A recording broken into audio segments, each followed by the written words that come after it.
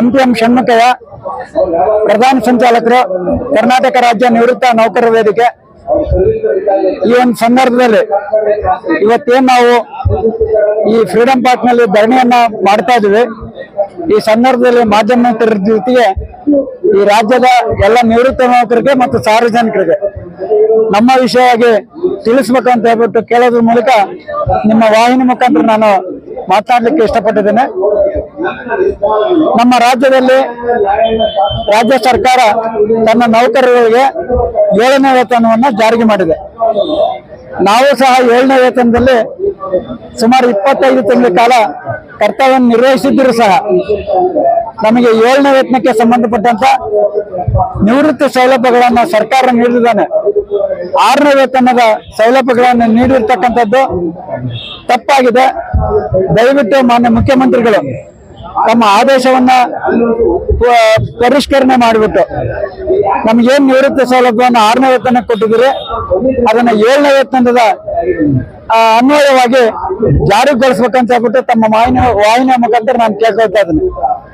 ಈ ವಿಚಾರವಾಗಿ ನಾವು ಏನು ಸರ್ಕಾರ ನಮ್ಗೆ 1/8/24ರಿಂದ ನಿವೃತ್ತಿ ಸೌಲಭ್ಯ ಆಗಿರ್ಬೋದು, ಇತರ ಎಲ್ಲಾ ಸೌಲಭ್ಯ ಆಗಿರ್ಬೋದು, ವೇತನ ಹೆಚ್ಚಿಗೆ ಆದಂತ ವಿಷಯವನ್ನ ಕೊಡ್ಲಿಕ್ಕೆ ಆದೇಶವನ್ನು ಮಾಡಿದ ತಕ್ಷಣವೇ ನಾವು 11/8/24ರಲ್ಲಿ ದಾವಣಗೆರೆಯಲ್ಲಿ ಸಭೆ ಸೇರಿಬಿಟ್ಟು ನಾವೆಲ್ಲ ಒಟ್ಟಾಗಿ ಮಾನ್ಯ ಮುಖ್ಯಮಂತ್ರಿಗಳಿಗೆ ಮನವಿಯನ್ನು ಕೊಟ್ಟಿದ್ವಿ.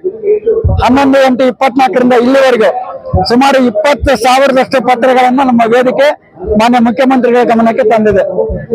ನಾವು ಜಿಲ್ಲಾಧಿಕಾರಿಗಳ ಮುಖಾಂತರ ಕೊಟ್ಟಿದ್ದೀವಿ, ತಹಶೀಲ್ದಾರ್ ಮುಖಾಂತರ ಕೊಟ್ಟಿದ್ದೀವಿ, ಮಾನ್ಯ ವಿಧಾನ ಪರಿಷತ್ ವಿಧಾನಸಭಾ ಸದಸ್ಯಗಳ ಮುಖಾಂತರ ಮನವಿ ಕೊಟ್ಟಿದ್ದೀವಿ, 2 ಸದನಗಳ ಸಭಾಧ್ಯಕ್ಷಗಳ ಮುಖಾಂತರ ಮನವಿಯನ್ನ ಕೊಟ್ಟಿದ್ದೀವಿ.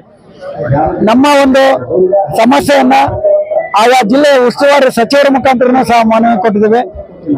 ಇನ್ನು ಸಾರ್ವಜನಿಕವಾಗಿ ಏನು ಸಾರ್ವಜನಿಕ ವ್ಯಕ್ತಿಗಳು ಅಂತ ಇದ್ದಾರೆ, ಸಮಾಜ ಸೇವೆ ಮಾಡ್ತಕ್ಕಂಥ ವ್ಯಕ್ತಿಗಳು ಇದ್ದಾರೆ, ಅವ್ರಿಗೂ ಸಹ ನಮ್ಮ ಮನವಿಯನ್ನ ಅರ್ಪಿಸೋದ್ರ ಮೂಲಕ ಅವರು ಸಹ ಮಾನ್ಯ ಮುಖ್ಯಮಂತ್ರಿಗಳಿಗೆ ಕೊಟ್ಟಿದ್ದಾರೆ.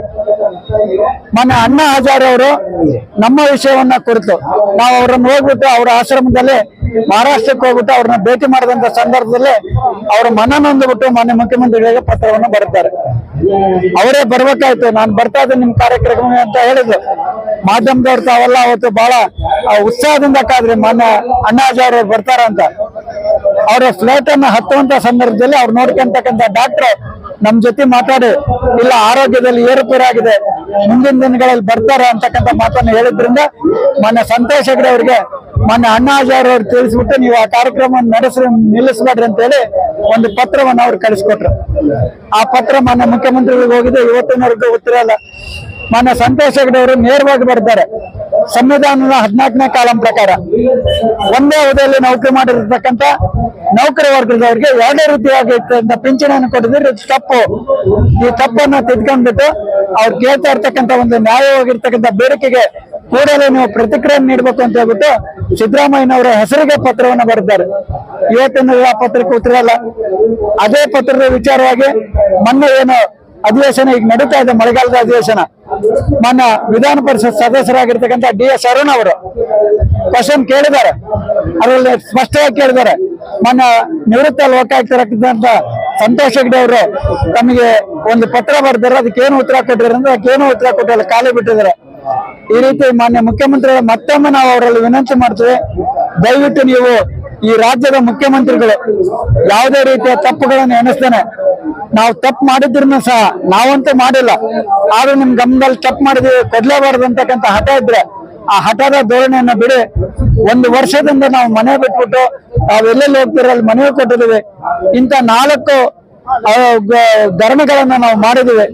ತಾವೇ ಹೇಳಿದಿರಿ ಬೆಳಗಾಂನಲ್ಲಿ ನಮ್ಮನ್ನು ನೋಡ್ಬಿಟ್ಟು ನಮ್ಮ ಸಂಖ್ಯೆಯನ್ನ ನೋಡಿ ನಾನು ಬೆಂಗಳೂರಿಗೆ ಹೋದ ತಕ್ಷಣ ನಿಮ್ಮನ್ನ ಸಭೆಯನ್ನ ಕರಿತೀನಿ, ಸಭೆಯಲ್ಲಿ ಇತ್ಯರ್ಥ ಮಾಡ್ತೇನೆ ಅಂತಕ್ಕಂಥ ಹೇಳಿದವರು ಇವತ್ತು ಡಿಸೆಂಬರ್ 16ಕ್ಕೆ ಹೇಳಿದ ಮಾತು ಇವತ್ತು ಈಗಾಗಲೇ 7 ತಿಂಗಳು ಗತಿಸಿದೆ. 8ನೇ ತಿಂಗಳಲ್ಲಿ ನಾವು ಇದೀವಿ, ಇವತ್ತಿನವರೆಗೂ ಮಾಡಿಲ್ಲ.